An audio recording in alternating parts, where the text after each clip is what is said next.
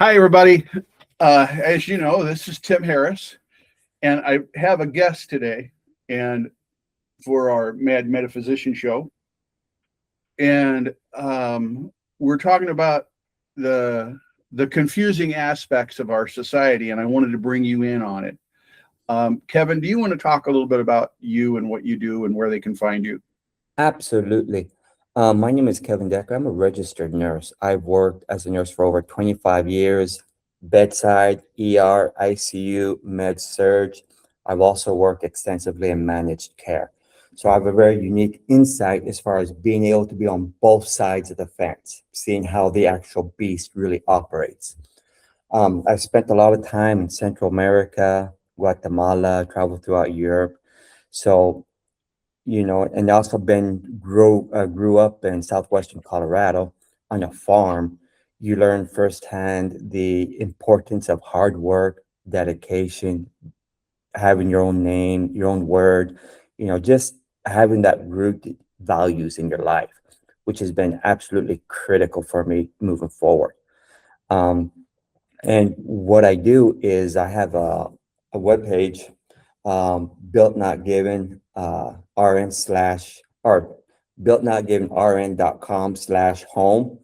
where I have my own little business. Okay, where it talks about health sharing and how we can make a better life choices for ourselves. I'm located on Facebook and on Instagram. Under there, it's known as Decker Essential Services.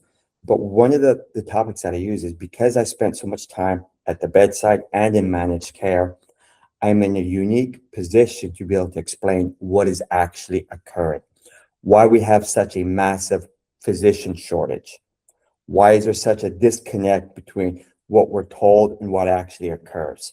Why is it that your healthcare premiums keep skyrocketing, going higher and higher and higher, but yet your actual care seems to be going in the opposite direction? So that gives me a very good insight of what's actually occurring and why it's occurring, and a deep-seated understanding of what really can we do anything about it. So Well, that's one of the things that I found very interesting, Kevin, was your Instagram page, and you right. have those shorts, and then you have links to other deeper subjects. But where can they find you on Instagram? Instagram, it's Decker Essential Services as well. Okay. So one of the things that we were talking about, Kevin, was the 100-sided die, and Right. it seems that we're swimming, whether it's healthcare, finance, business, diplomacy, trade. We seem to be swimming in a sea of people that are minnows. They don't really have answers. And when you ask them directly poignant questions, the people who are administrating a hospital don't understand the healthcare system. Mm-hmm. Okay. Absolutely. They There are a lot of sinkholes in our society, whether that be tariffs, and the person who instituted didn't even know how they worked. Right. Okay. And we had then on the healthcare side, we have I had to interview administrators. I had to interview administrators, and I found out that the average person that is getting recovered from being overexposed to Mother Nature's weather, Mm-hmm. whether they're freezing to death or boiling to death, that recovery process of getting them so that they can push them back out the door costs the taxpayers, because what health insurance does a homeless person have? Right. It actually costs the taxpayers somewhere in the neighborhood of $40,000 to $70,000. Let's call that $50,000. Right. Every hospital in the country has at least 10 of those a year. And I'm not talking about the ones that show up dead, because then there's nothing they can do. But Right. I'm talking about the recovery ones. Right. Right. Okay. Kevin, you've been in that business for a while. Am I making this up? I mean, some hospitals get the vast majority of them. Some of them, as soon as they come in the door, the hospitals will quickly discharge them for some reason, because they don't like to take it in the shorts. because they cannot deny care. But it is absolutely true that we do have a crisis, as people coming in not having coverage. But that's also a direct reflection of how, and people like to use the phrase that the healthcare system is broken. I like to argue the fact that it's actually operating exactly as it was intended to. It wasn't necessarily an accident of incompetence. Okay.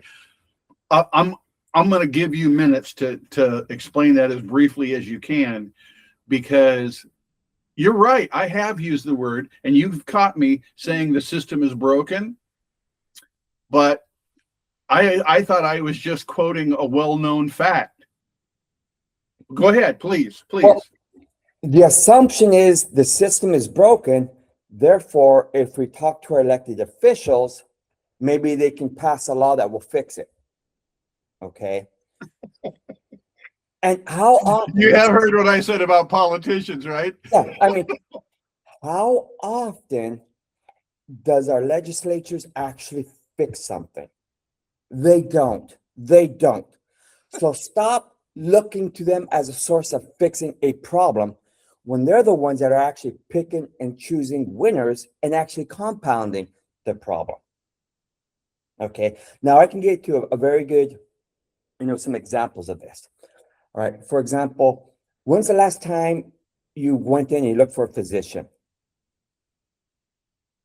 How long? Well, okay. I understand what you're asking, and the average person should shop a physician at least as much as they do their car. Right. Okay. Right. Okay. But because, and I'm very big, huge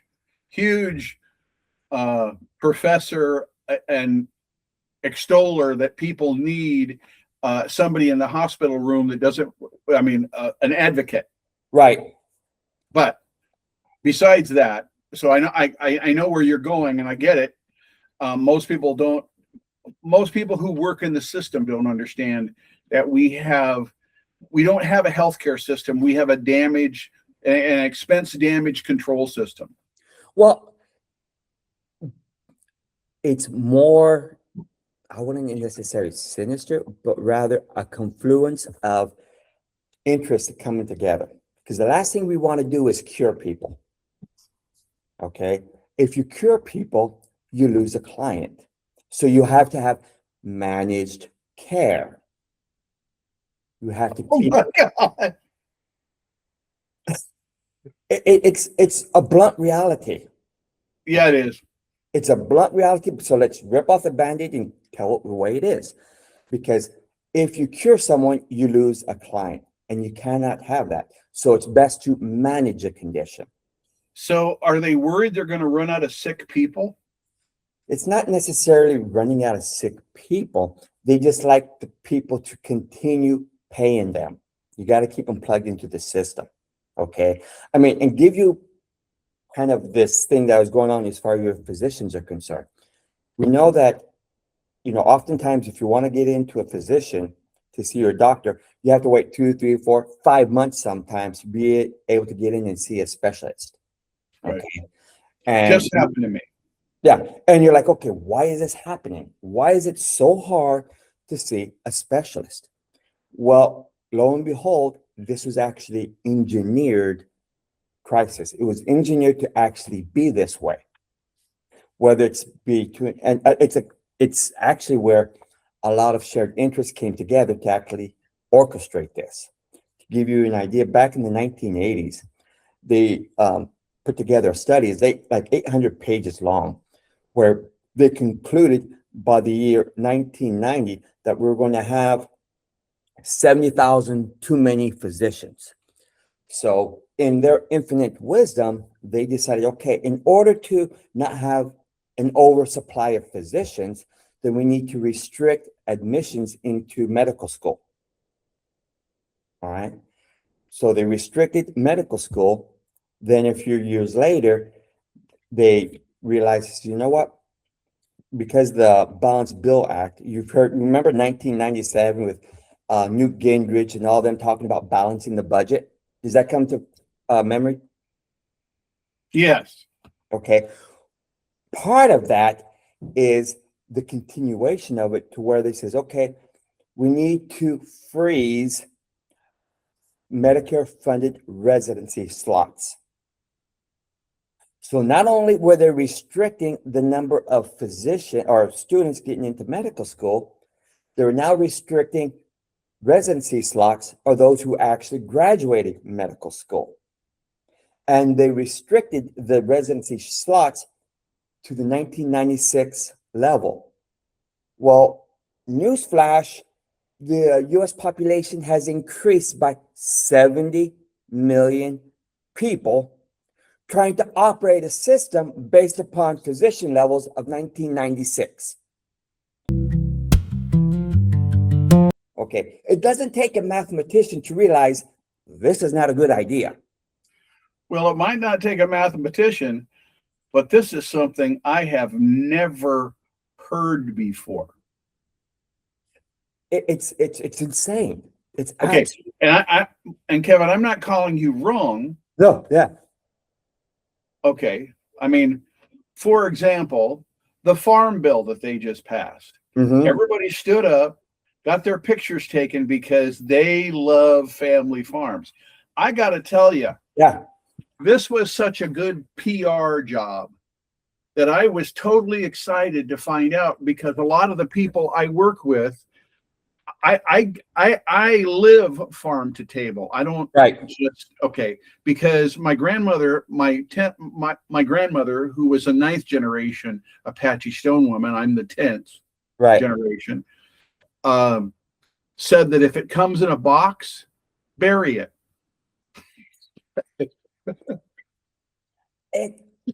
So I have always lived that way. That's why I'm not the general example. But right. What I'm telling you is that the farm bill that we were just talking about, it does a super, and I mean fantastically gracious, wonderful job of protecting big ag, chemical companies, and pharmaceuticals.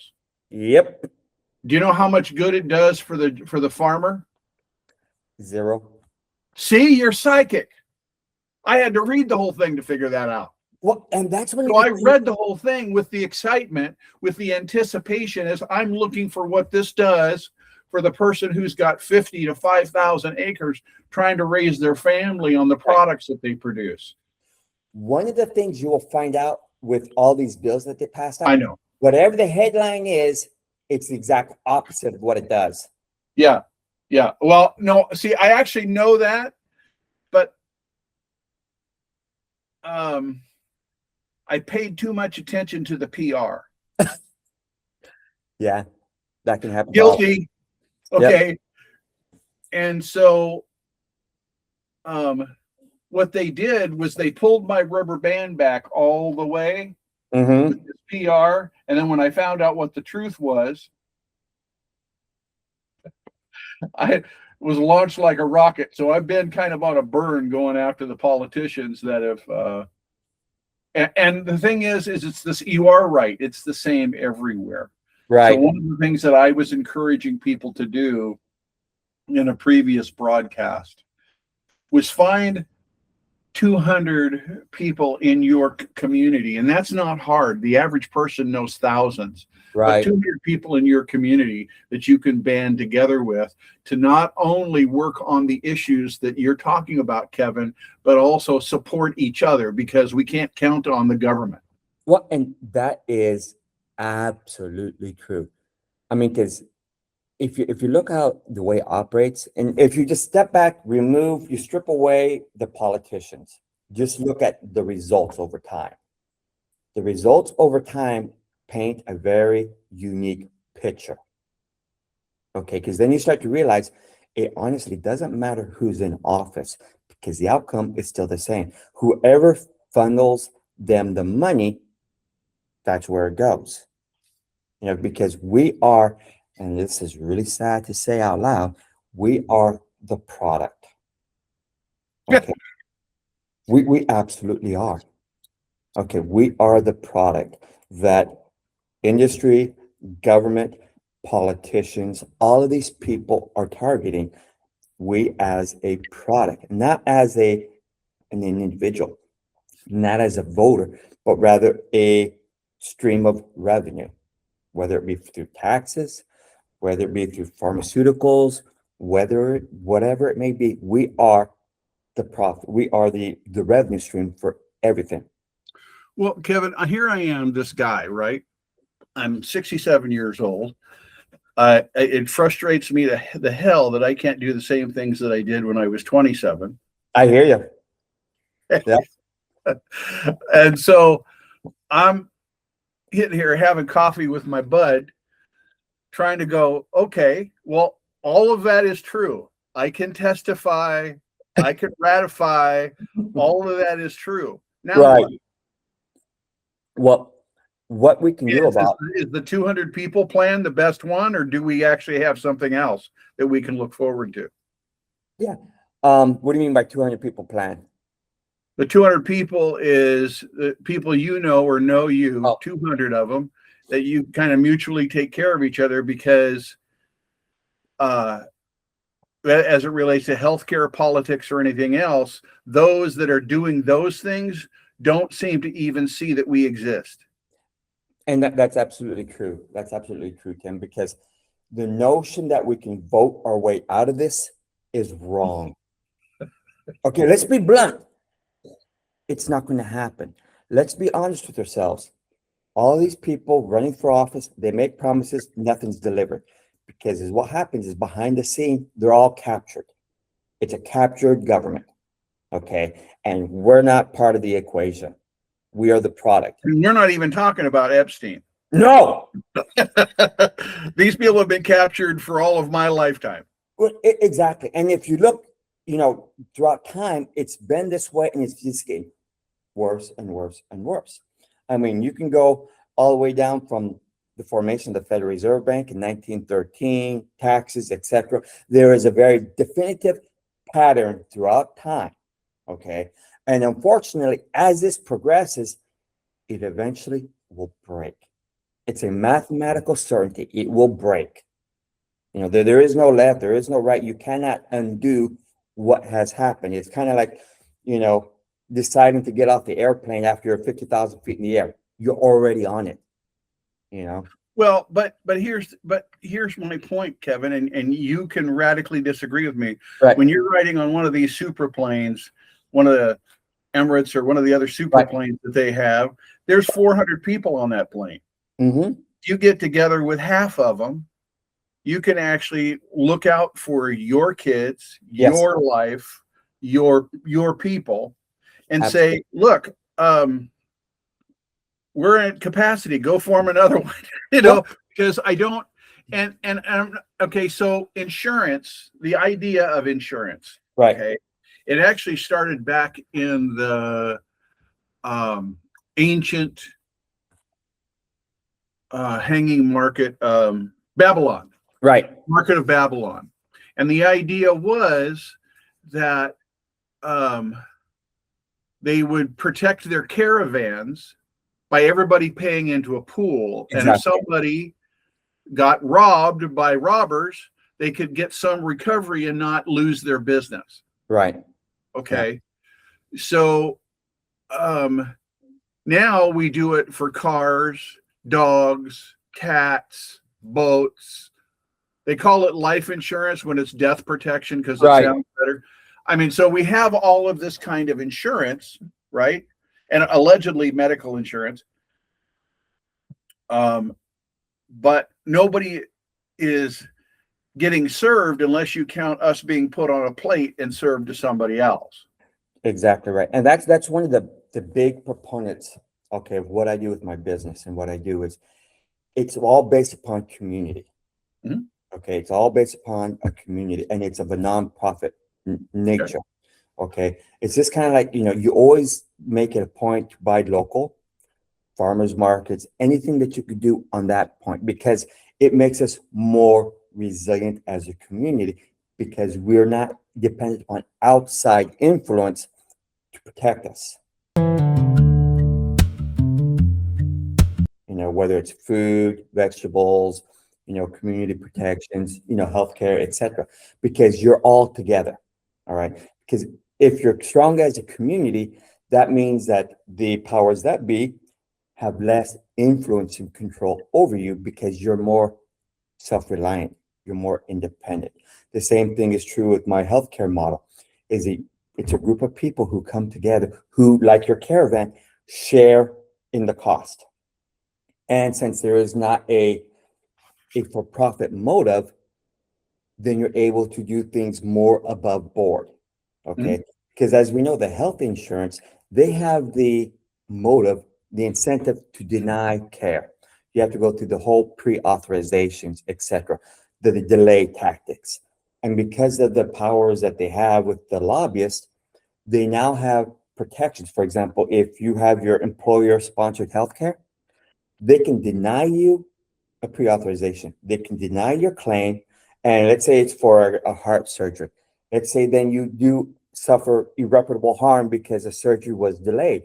Well, they have a get out of jail free card, meaning they cannot be held liable for denying the procedure that you needed. It's pretty messed up if you think about it. What? Yeah. Okay, so So if your doctor okay, so says, you mentioned the Federal Reserve. right. Okay. Did you know that almost no community in the United States worked on U.S. currency before 1890? Yeah. Okay. I mean, they would barter, they would trade, they would do other stuff. They But the did whole have gold idea coins, silver that we're all being judged based on what's in one of these. Mm-hmm. Well, I don't establish people's value that way, but I can tell you that these communities, these healthcare communities that you're establishing, that's like God's work. It really is.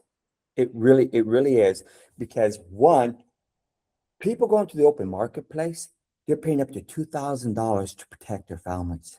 And heaven forbid you're actually being successful with your business or you're making a good income. Well, because you make more money, you get to pay more. Okay. It's just kind of like you go into the ER and they ask you, well, do you have insurance? Well, yes, I have insurance. Okay, the price is this. Or say, no, I don't have insurance. What's your cash price? Oh, your cash price is this. So you have a two-tier billing system based upon your coverage. It's not like you go into Walmart or you go into McDonald's or whatever it is. I like a Big Mac. Oh, do you have access to credit? Oh, you do? Well, therefore, it's going to be $50 a hamburger. No, I just have cash. Okay, it's $8.95. Which is exactly But what you they need to do. look at one of those billboards because it's like $20 now for a Big Mac meal. But Yeah. anyway, but I get your point. Right. And so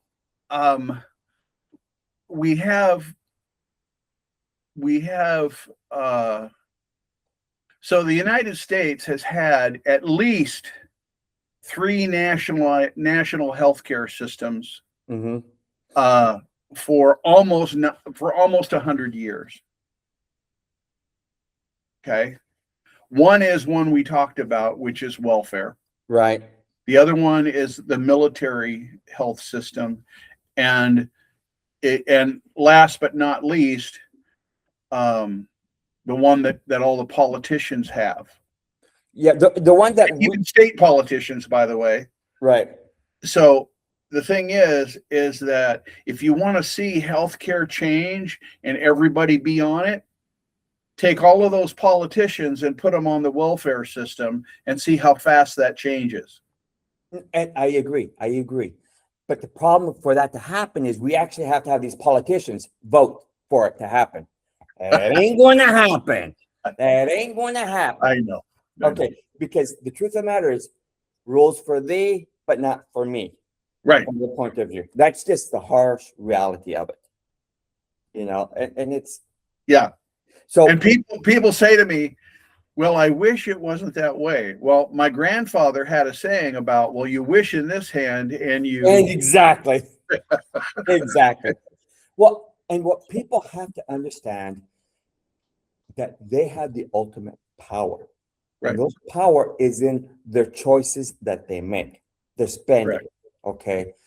Because every time you spend a dollar, you're actually voting for something, you're approving right, something.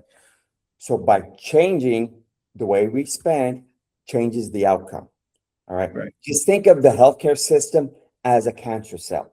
We kill cancer by starving it, by starving it, poisoning it, to deprive it of blood flow so it doesn't keep going. The same thing is true with this. We stop subscribing to the health insurance scheme. Okay. Stop giving them that money versus start going into, your health sharing. Doesn't most states have a law or a ruling?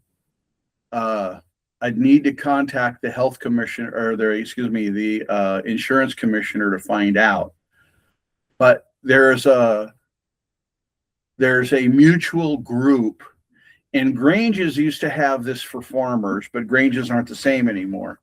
But there used to be uh, I believe those kind of companies are called a mutual company, although some big You mean like companies take co-ops? the name of mutual. But there's something along the lines of it's legal for you to form a mutual support group as an insurance. Am I Right. getting it wrong? Yeah, there are those. Um, but that's kind of like what we're talking about here. They're like the health sharing, where basically a group of people come together to protect each other. Okay, which is really what communities used to do. It's kind of like you look at the Amish, they have the whole barn raising. You have 500 of them show up, boom, it's up, and they're good to go. That's the strength of the communities. That's the beauty of that. Um, Unfortunately, most of us do not operate on that system anymore. It's just not, people are so busy trying to work.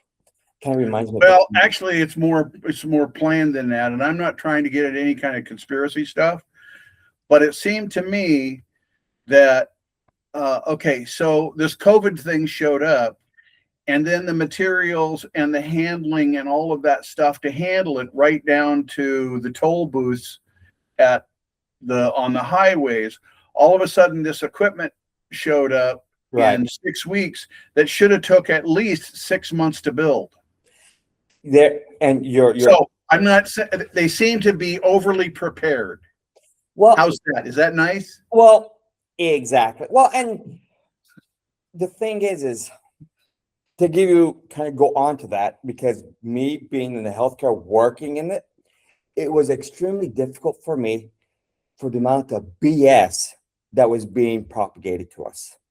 Okay. Because I worked in, the infectious tuberculosis, being in the negative air pressure room, the whole gamut, being very much aware of what it actually is. And then hearing what they're saying is like, what are you talking about? This makes no sense.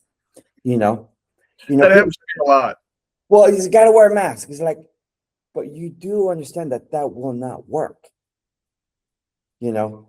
And what I mean by that is all they are is spit guards. If you think that that mask is going to help you, that's like trying to keep out mosquitoes with chicken wire. That's the honest to God truth. No. My dad said that compared to the size of a virus, that's like flying a plane into the Grand Canyon. It absolutely is. And I ask people, says, okay, let's use blunt force truth here. If you believe your mask is working, let me stand next to you. I'm going to fart. It's going to go through my underwear, my pants, through your mask, and you're still going to smell it. And that smell is 1,000, 10,000. That's just because you're a rude bastard, Kevin. That's true.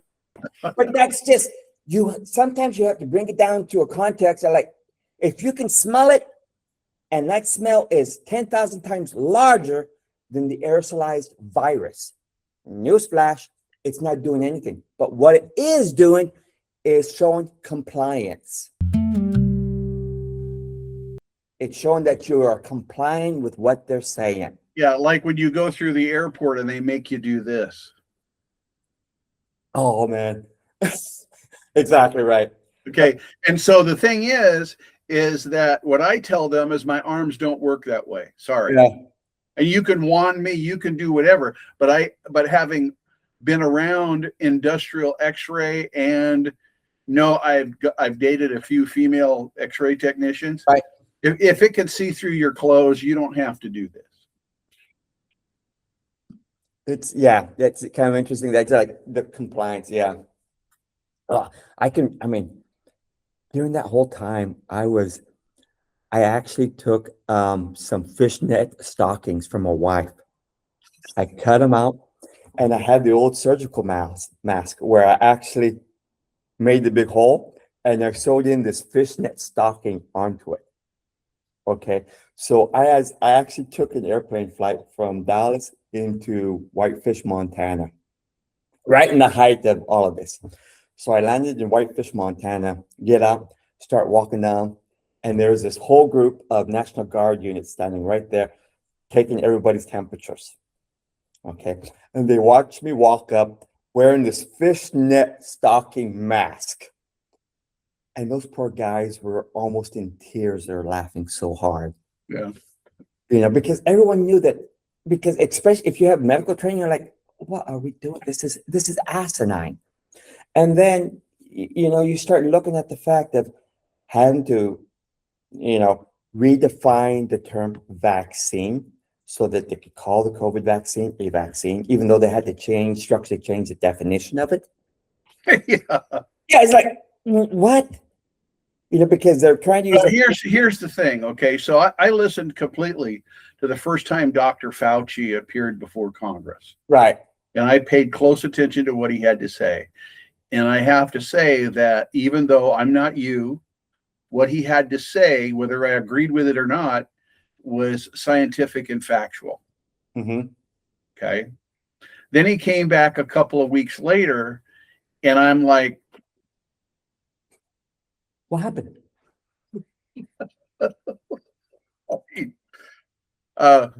And the first time he said, look, well, you can wear masks, but this is a virus, The next time he said, no, masks should be required everywhere, and they need to be these special ones And that Donald Trump's son owns 50% of the company. Gee, I wonder how that happened. Well, okay, wait. No, he forgot to mention that last part. Yeah. The CV90, whatever the hell they were. Yeah, the N95. Well, Okay. But the thing is let's think about this objectively. Okay. We have a pandemic that just hit. Oh my goodness. We have to figure out, what is it? What's the treatment? Oh, let me reach over here. There's a vaccine that's already been prepared for this. Think about that for a second. Well, okay. So I don't want to get into the Right. to the weeds too much. I'd rather have my crowd maybe look at what you're doing. So if you can, while we still have a few minutes left, can you give them your contact, where to find you? Absolutely. You can always go to my webpage of builtnotgiven.com/home, or you can go to Decker Essential Services either on Facebook or on Instagram. That's where you have all my information, my contact. And I love just reaching out to people. Spell Decker for them. Or Decker, DECKER, Essential Services. Okay, and you just search for that on Instagram or Facebook and you'll find me. In fact, if they're following you, we're following each other. They could also go the back route and look that way as well. Okay. So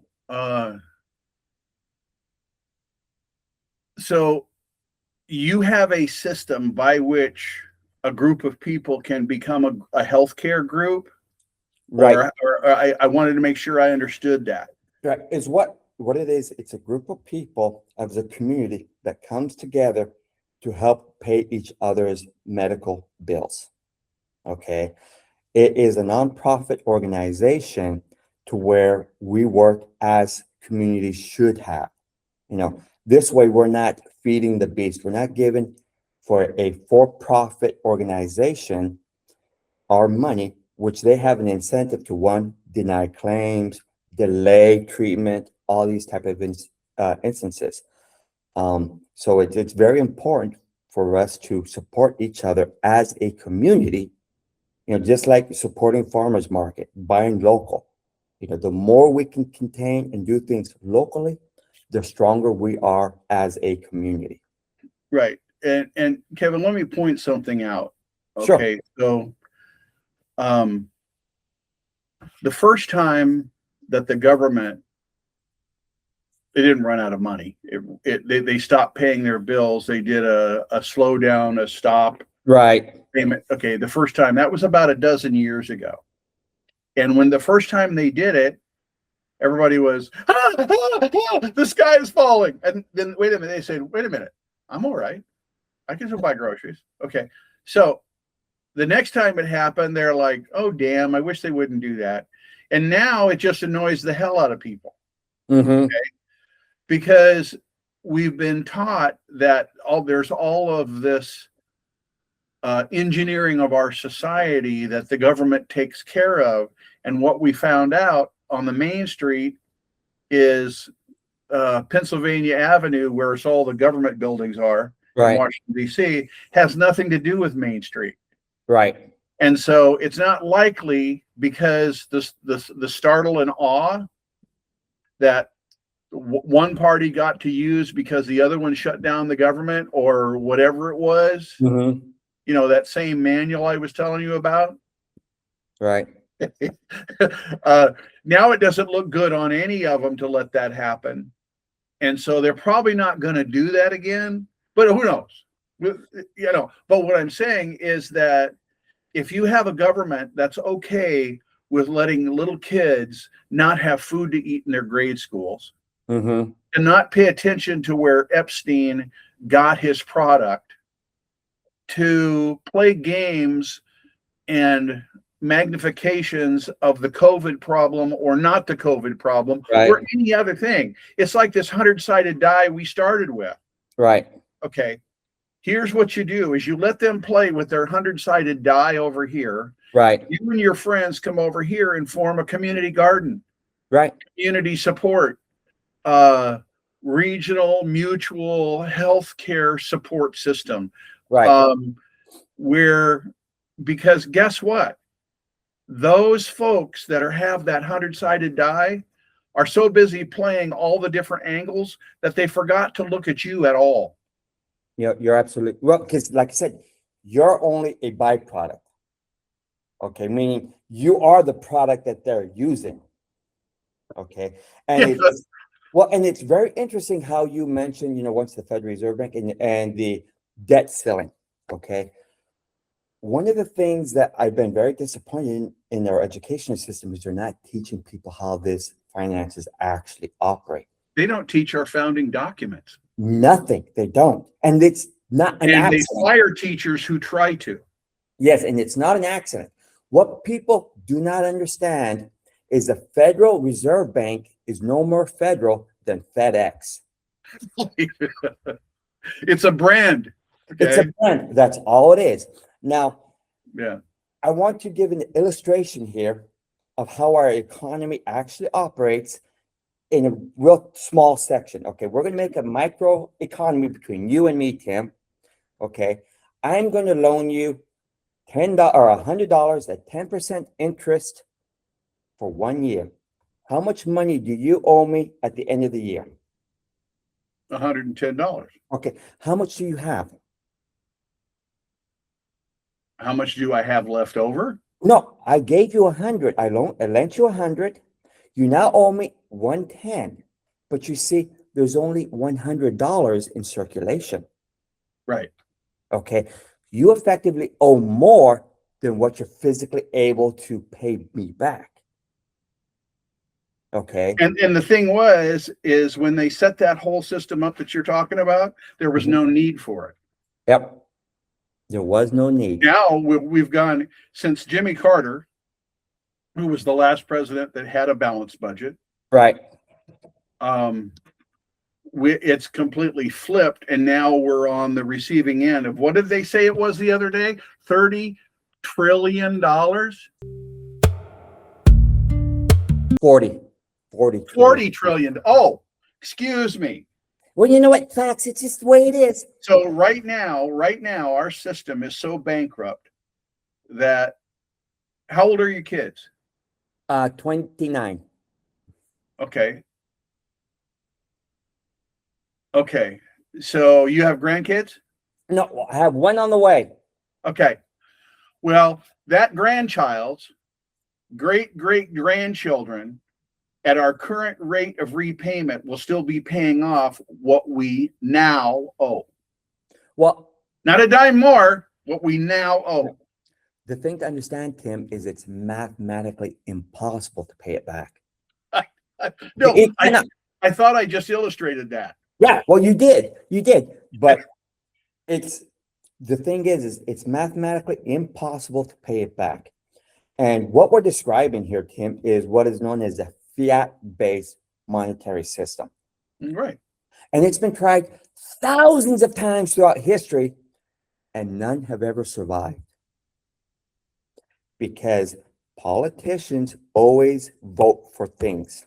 They print more money. It's just the way it is. And eventually the system breaks. Okay. One last point. Okay. So you have a senator in your state. Mm-hmm. Couple of them. I have a couple senators in my state. Right. The average campaign for them to keep that seat is $250 to $300 million for a seat, for a job that pays $200,000. Okay, so wait a minute. Wait a minute. Okay, so I don't care how many math tricks you do. Right. When they say, oh, those donations have no influence on my decision whatsoever. BS. I can't even get it out before I start laughing. Yeah, it's such a farce. It's such a farce. Okay, so how often are you on? When can they go? I think they should go and listen to everything in your archive, but beyond that. Yeah, I mean, you can always reach out to me and we can always have a conversation with people. I love talking with people, because that's part of the thing of being a nurse is I'm used to talking to people all the time. I actually love one-on-one conversations, examining what is the best fit for you, because the idea is you educate people so they make informed decisions. What's best for them. My job isn't to sell you on anything. It's just what works best for you. Kevin, I wasn't going to ask you about this because I don't even know how true it is. Okay. Okay. I haven't had a chance to research it. I just found it. I just heard this from one of the charge nurses that I know at one of our local hospitals. Okay. She said that the American Medical Association is encouraging hospital administrators to have ice outside of their emergency rooms. I have not heard that, but I would not be surprised. How in the hell is this not surprising? Yeah. Like I said, I mean, it shocks the hell out of me. You mean, I don't care what color a person's skin is. Yeah, neither do I. If they've got a gunshot wound or a knife wound or a cut or they fell out of a tree or something, you're saying they can't get into the hospital to get care because of the color of their skin? How in the hell does that line up with the Hippocratic Oath?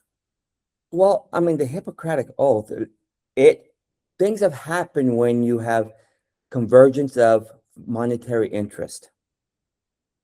Okay, because you don't need a back room, with a bunch of guys smoking cigars, coming up with some kind of a conspiracy of what they can do.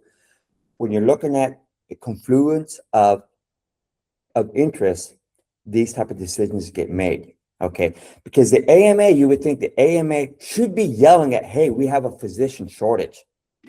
Okay, we have a shortage. We need to make this change. But yet they're not doing that because it means that they get paid more because the physicians are in a shortage. Therefore, you're in a shortage, you can demand higher pay, even though that directly impacts us. Okay. Conversely, you're looking at, we have NPs and PAs. I'm glad I have my tribe. I hear you. I'm glad I have my tribe. I've got a number of people who, if there's a national or local disaster, a hurricane, a tornado, an economic fallout, whatever, right? Mhm. That we're going to meet and be apart and support each other. But I have my tribe because my tribe doesn't operate that chicken shit fashion. No, no, I agree. And I have my tribe too, because each one of your tribe members specializes in something, whether it's producing food, a mechanic, medical, scrounger, because let's set I back to don't know if we have all the boxes checked. I don't. I really don't know that. But I also know that right over there, I have a set of handyman encyclopedias. Mhm. Right there, I have the physician's desk reference manual. I have Gray's Anatomy. I have, I you have, know, was it? so if I'm sick or I can't work on something or fix something, the books are right there. I have, for example, like the old ways, the different books that basically teach how our ancestors, our pioneers. Yes, I have it.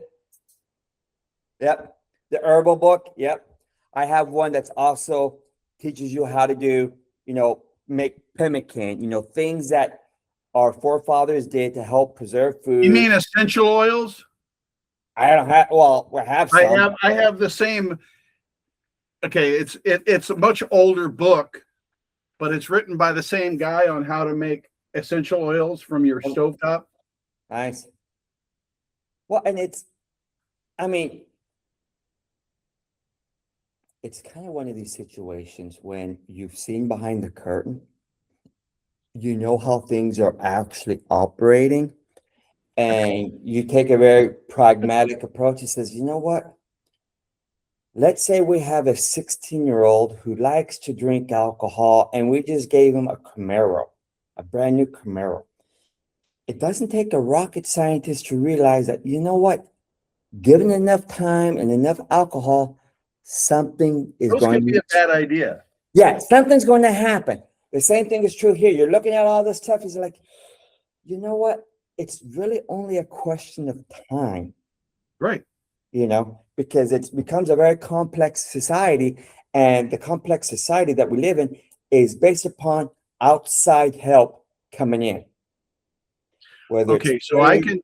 can there is a history to allowing your military to be your police force, Mhm. to restricting the vote, to making it more difficult for people to survive and afford to live there. Right. Do you know how many times in history those four things have taken place? The Rare. name of every empire since city states. When the bureaucrats and politicians of that society decided that they needed to institute those things, How many? and because there's like 100 examples of this happening in the past, it's not going to happen here. Exactly. Well, and that's the bias, Oh, because that's a funny thing about it. You look in cycles of people. We always think, oh, we're exceptional. We're exception to the rule.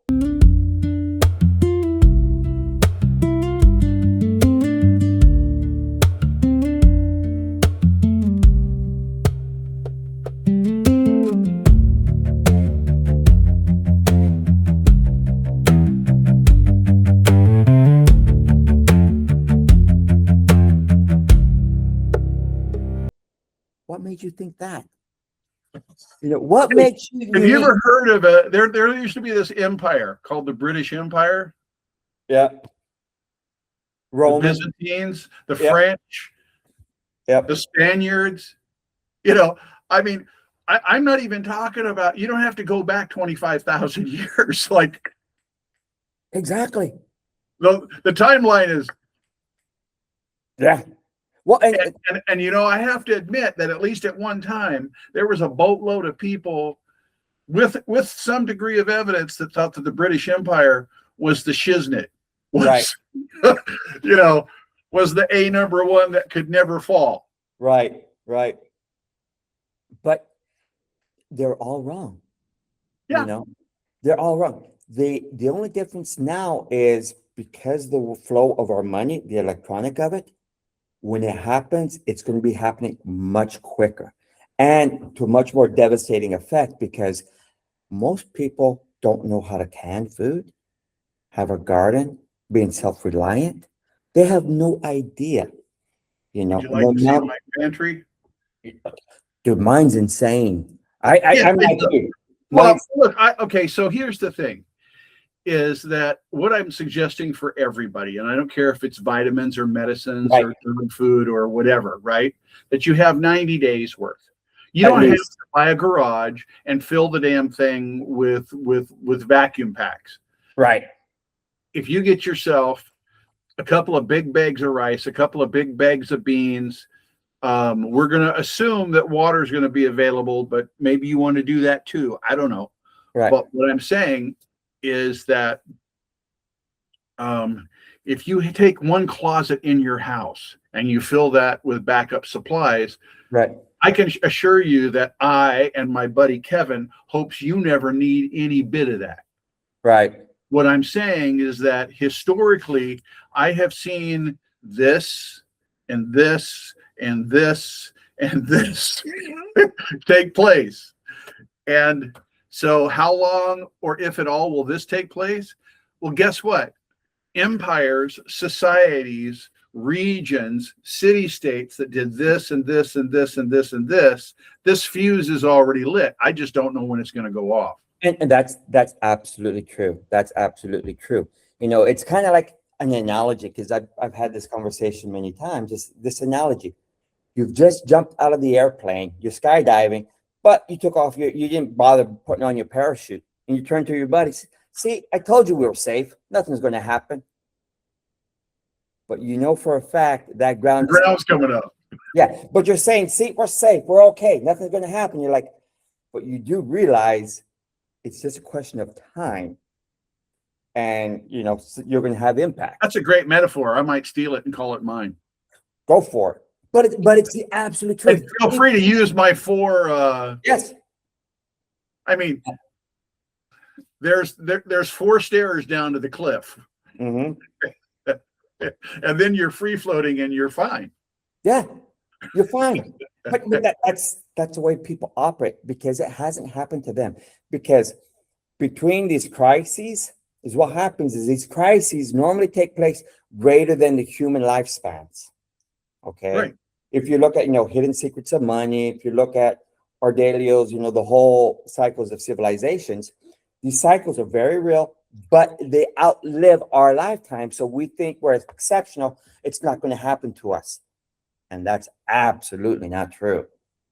And I agree with you 100%, Kevin, but we're getting close to our 1 hour time. And I wanted to, I like to end things a certain way. And Okay. so one of the things that I want people to do is I don't want you to feel scared. I don't want you to be afraid. I don't want you to engage in any of that. Kevin and I do not intend to should all over you. And what we're trying to do is give you some information that you can use. And what I want you to do, not if you're driving, if you're listening to this, don't close your eyes. But for the most of us, just kind of close your eyes, take a deep breath, and realize that this too shall pass. All of these past empires are past. All of this is past. You can release it. You can let the energy go. You can allow yourself to be receiving from the creator, whatever you call the creator, and realize that there is a certain power that we all have. I can recognize the power I am by saying I am. I can represent the power that Kevin is by saying you am. And I can represent the power that we all are together by saying we am. So what I want you to do is go, I am, you am, we am. Many blessings. Namaste. And I hope you all have a beautiful day. Awesome. Thank you, Tim.